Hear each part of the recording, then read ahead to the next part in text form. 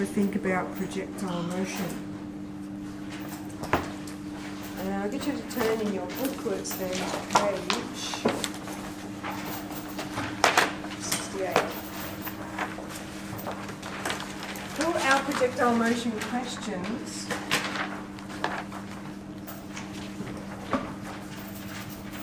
we are only starting with horizontal motion. So we might be launching something,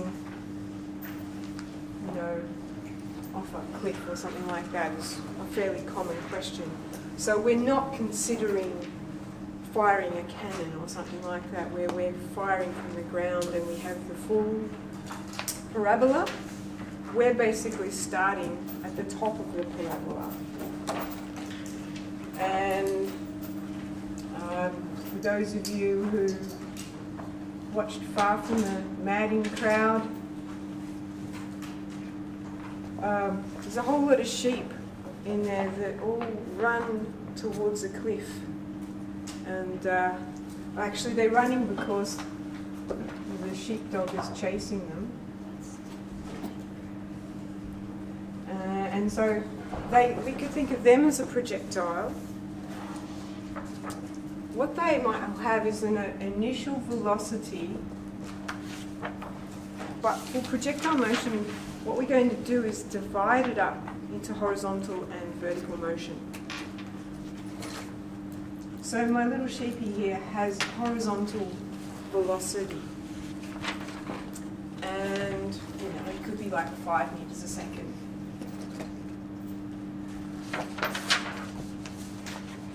Now, then once it comes over the edge of the cliff,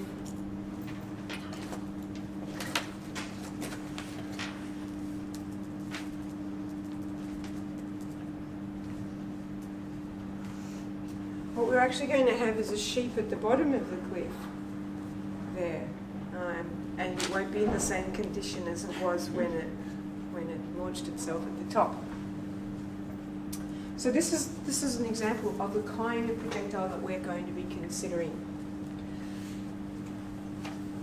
So we've got two distances as well.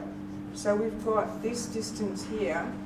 So this is the horizontal displacement, and this is the vertical displacement. All right, you with me so far? And the very important equation that we're going to use, and it's going to be able to tell us all about the motion of this sheep. Maybe we'll call him Sean.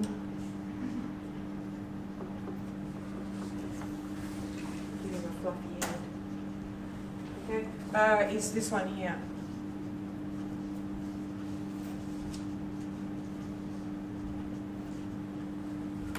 All right, so this is what we're going to use, and we can then break it into two pieces, if you like. Because if we think about the horizontal motion, what is the acceleration in the horizontal direction? Zero. So for the horizontal displacement,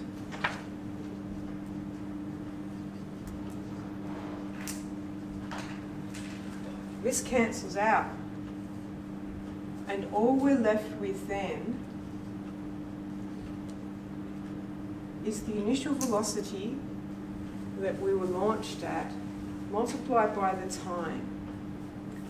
Now, we don't know the time by just looking at the horizontal motion, because without the effect of gravity in the vertical, the sheep could just keep going indefinitely, forever off that cliff. Just keep going. And we know that that doesn't happen because we do have acceleration in the vertical. But what is my initial velocity in the vertical?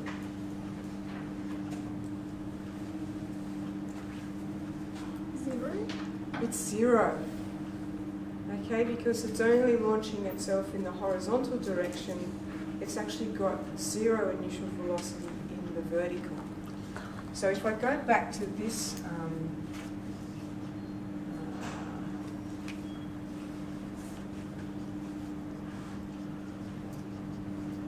this equation here, then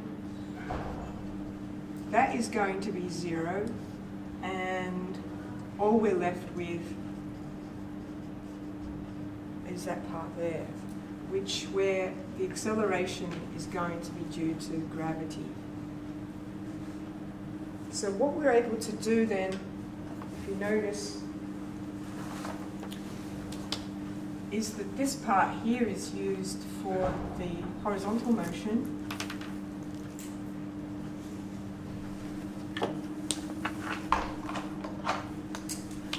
and this part here is used for the vertical motion.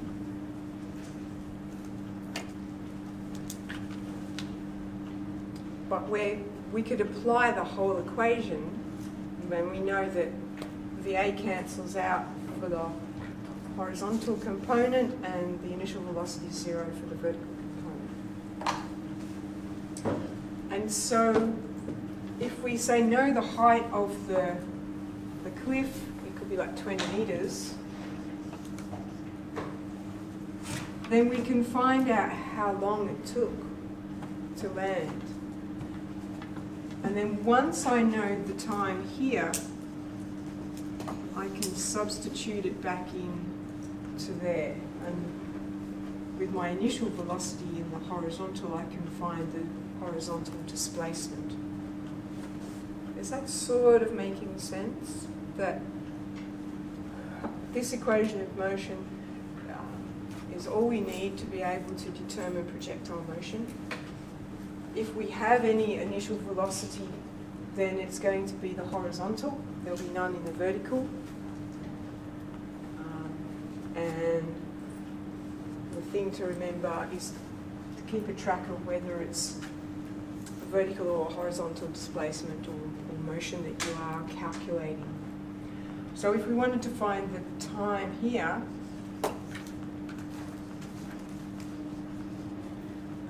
what have we got? 2s multiply both sides by 2, divide by a, and find the square root. Does that look all right to you?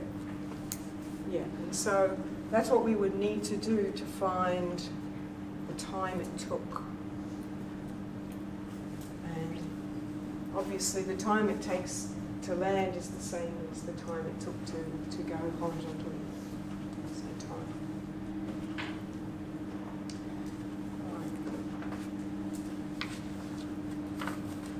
So if we look at the worked example on page 69, and I like my sheet far better, but all right, we're going to drive a car off a cliff this time, I think. Everything's off a cliff. These projectile motion questions. So a car is driven horizontally off a cliff at a velocity of 20 meters a second. Now, I do recommend that you use the subscripts to just remind yourself of what it is you're calculating.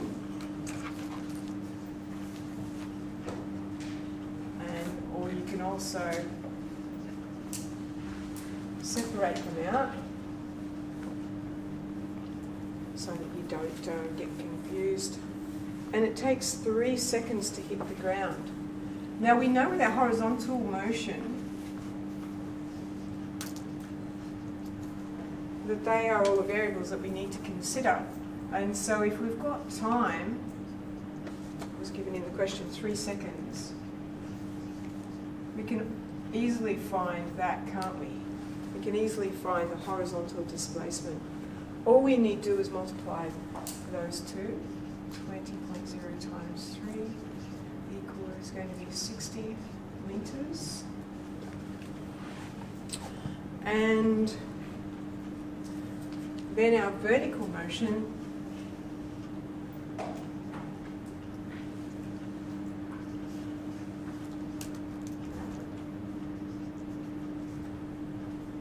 we're asked to find the height of the cliff, so we don't know that. But we do know that gravity is equal to minus 9.81 meters per second squared. And we know the time was 3 seconds.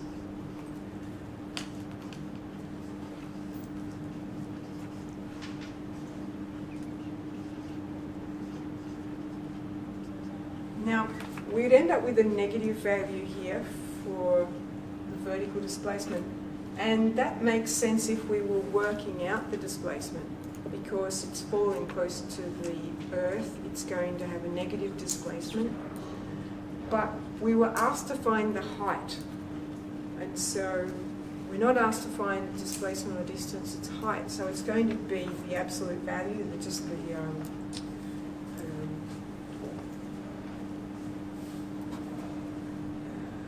that could be as a positive, so it would be minus, according to the booklet, we calculate that, which then would mean that the height is 44.1 metres. And the answer I would suggest is wrong, because it's given an answer to 5 sig figs when it should only be to 3. Answer in the booklet's wrong. We've already done this one, so that was given as part B. And then C. Okay, now this is, I guess, the harder part, if you like, of projectile motion. So you did that answer me wrong. If it's half times 1.81 times 3. Squared. Ah, right.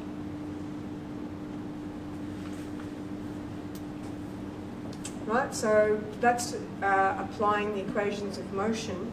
But now the last bit, we're asked to find the final velocity of the car. We have to go back to our vectors, but we're going to be using velocity vectors. Okay, so our first part was just equations of motion.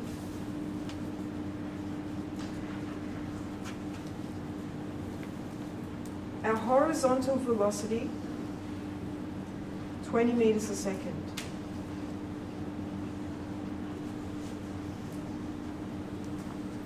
We need to know our vertical velocity. And to do that, we are going to need to calculate what the vertical velocity was. So here we want to know velocity. Initial velocity was 0. We want to know the final velocity, and we can just use our equations of motion again. V equals u plus at. Our initial velocity is 0 minus 9.81 times 3. Gives us a vertical velocity of minus 29.4 metres a second. So that's telling me that it's 29.4 metres a second down, which is what we anticipate, but it helps me when I'm looking at my vectors to know that it's pointing in that direction. So my vertical velocity, 29.4 metres a second.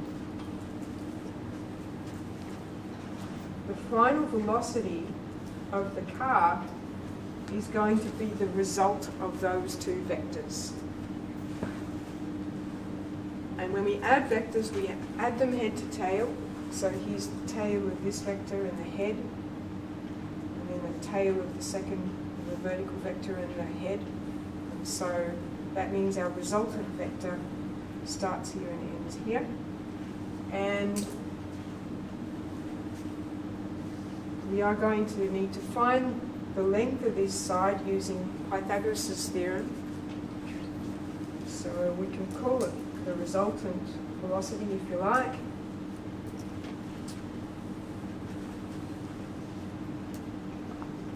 Which is going to be the square root of the sum of those two sides. Which hopefully has been done. And gives us 35.6 metres a second. And then we also need to find the angle. I like to use the side lengths that were, or at least use this one, because that was given in the question. But in reality, once you know the three side lengths, you could use any trig ratio to solve it. But we tend to use tan.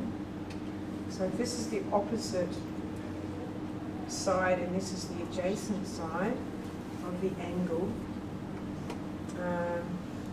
then theta is equal to tan to the minus 1 of opposite 29.4 divided by 20, which gives us an angle of 55.8 degrees according to the booklet, which is potentially wrong, but hopefully not too far off. So that means that the answer to part C question, the final velocity,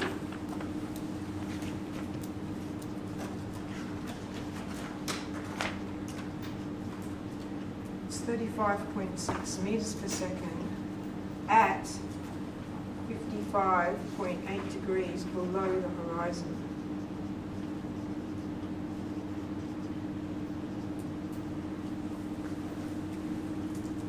So those of you doing Gen 3 will know about angles of elevation and depression. This is an angle of depression, so it's going down. That theta that we've measured is from the horizon. Okay, does that sort of make sense? Can you still just say at these 55.8 degrees south? What do you have to do at? Well, this is not really a bearing because we don't know our orientation with respect to the North Pole. What we're talking about is our orientation with respect to the horizon, the ground.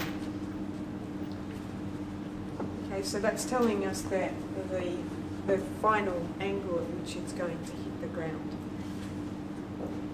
Okay, so this is definitely the harder part of projectile motion.